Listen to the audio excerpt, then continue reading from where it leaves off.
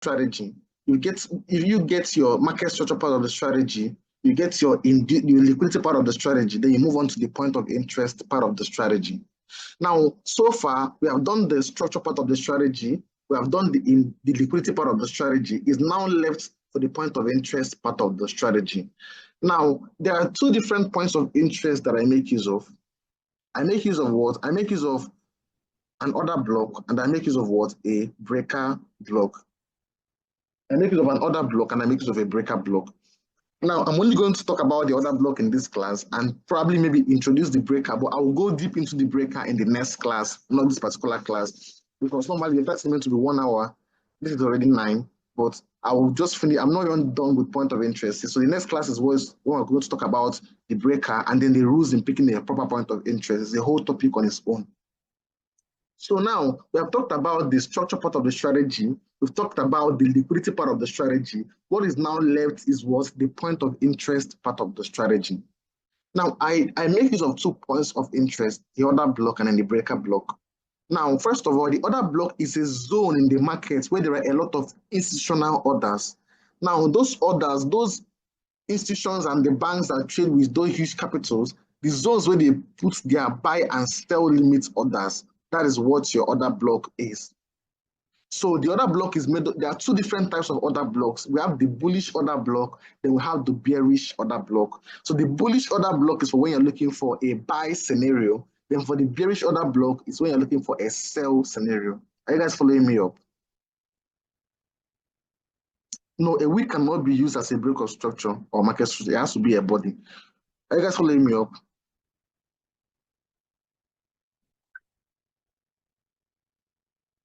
Are you guys following me up? Don't know if you can hear me. Can you guys hear me? Can you guys hear me? I'm not seeing, I can't see your test. I don't know if it's network. Is my network, can you guys hear me? Is my network good?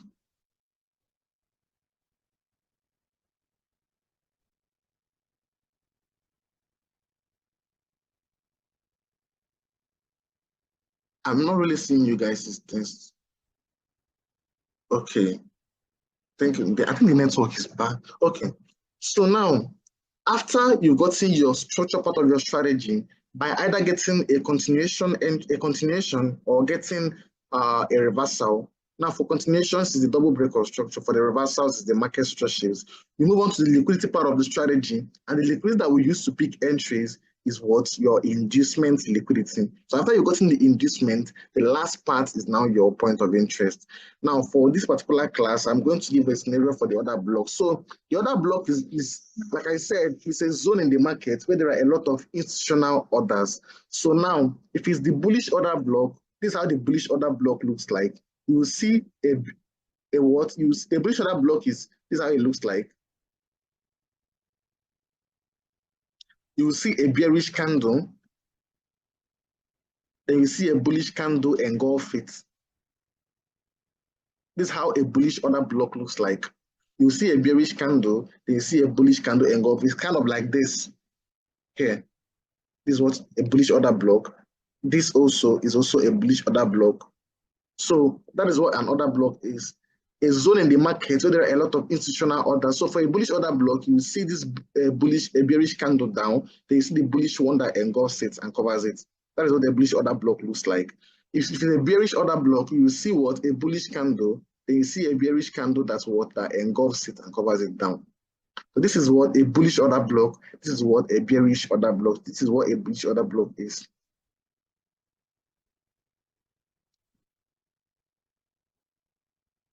Then this is what a bearish order block is.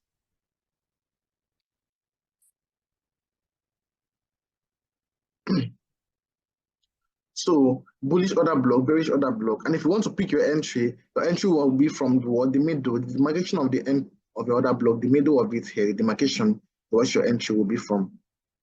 Same as this, the middle here, demarcation. Then for a scenario where there are wicks in your order block, for example, now if you have a wick in the body, a wick here, Now, most of you will ask, if you have a wick, how do you pick your entry? So now this is how you pick it. If the wick of the other block is smaller than the body, for example, this is the whole body here, and this is the wick of the other block. And from the looks of things, the wick of this other block is smaller than the body of this other block. Then you can pick your entry from the wick here. But it's in a scenario where the body of the other block is really small, let's say it's small like this, and the wick of the other block is longer than the body of the other block.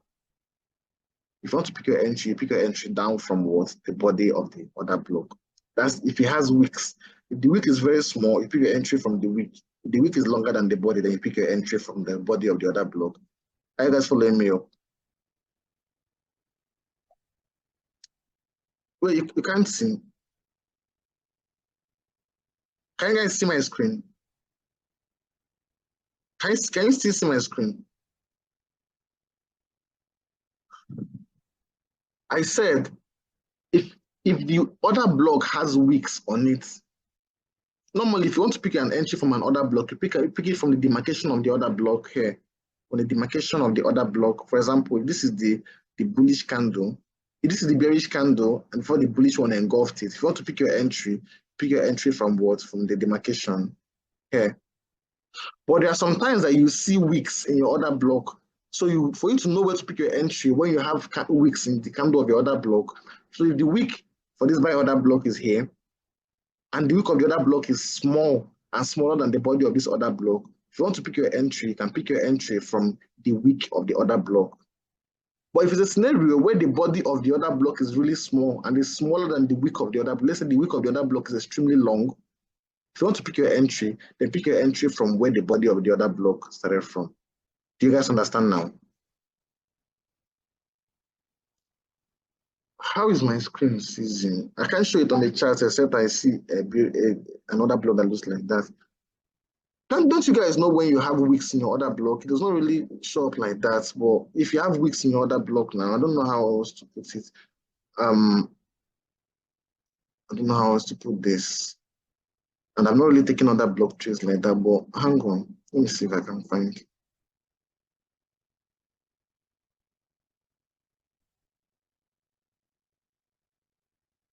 If you have wicks in your other block, I don't know how else to put this. Okay, this is an example now. This is another block, and then there's a wick on the other block. But since the body of this other block is large and the wick is small, if you want to pick your entry, you pick your entry from the wick here. Simply because the body of the other block is bigger than the wick on top of the other block here. But if it's one that the wick of the other block is extremely long, here, something like this, this is the wick of the other block and the body of the other block is tiny. If you want to pick your entry, then you can pick your entry from the body of this other block here. That was why when this market did this small reaction, the reaction actually came down to the body of this other block here and did not react from the wick of the other block here, reacted from the body here. Although that the market was not overall bullish, but that was where the reaction occurred from before it now went up and started reversing back down. Do you guys now understand?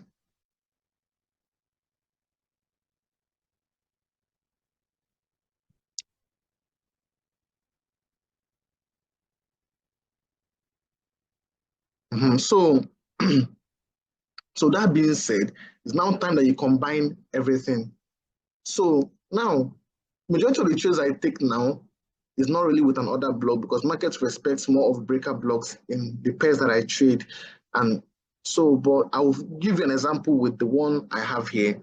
For this particular example that I gave here, when market gave us this double breaker structure here, when it took out this zone, this high plus this previously existing zone here, we got a double breaker structure.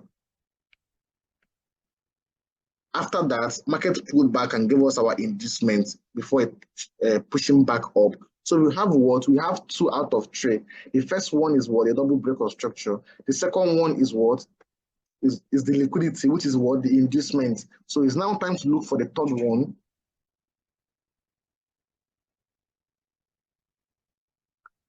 It's now time to look for the third one, which is what? The point of interest. And from this scenario, we're looking for an order block. And like I said, if it's a bullish scenario, you're going to use what? A bullish order block. And if it's a bearish scenario, you're going to use a bearish order block. So in this scenario now, we're looking for an order block that exists inside the whole structure movement. So we got our what? Our double break of structure here. We got our inducement. Then the next one is now the point of interest. So your point of interest now in this scenario is what? An order block. Now, another block, we're looking for a bullish order block, and a bullish order block is made up of two things. First one, a bearish candle, then a bullish candle that engulfs it, which is exactly this. And if I pick your entry, you pick your entry from the middle. That is the demarcation of it. That was why gold bought from here.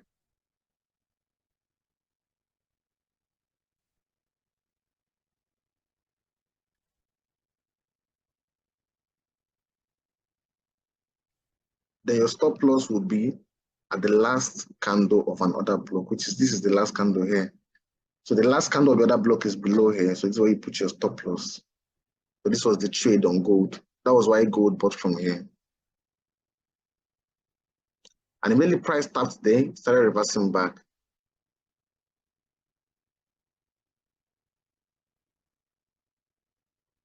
Are you guys following me up? Person asking me how long I'll wait after I set up. How will I know how long it will take market to trigger my entry? You don't control the market. Now you wait however you wait until market triggers your entry. How will I know how long I'll wait for a setup? I don't control the market. So this is it for this first example. Now the other examples I have here, market did not actually react from an order block. Now there's, like I said, there are 2 points of interest that I make use of: order blocks and breakers. Now a breaker block is basically a failed order. I will not get into it here in this particular. I just want to give you an example.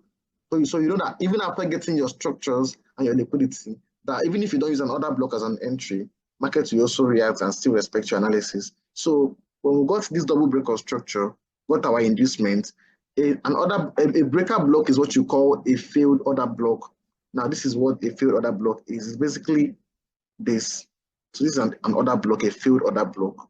A breaker block, that's a failed order. I will not, this is not me teaching the topic. I will talk about this in the next class. That's because teaching this particular topic comes with a new topic on its own. But I'm just giving you an example. Because people will be wondering why market did not now come and sell from this order block here. There's also another point of interest I make use of, which is a breaker.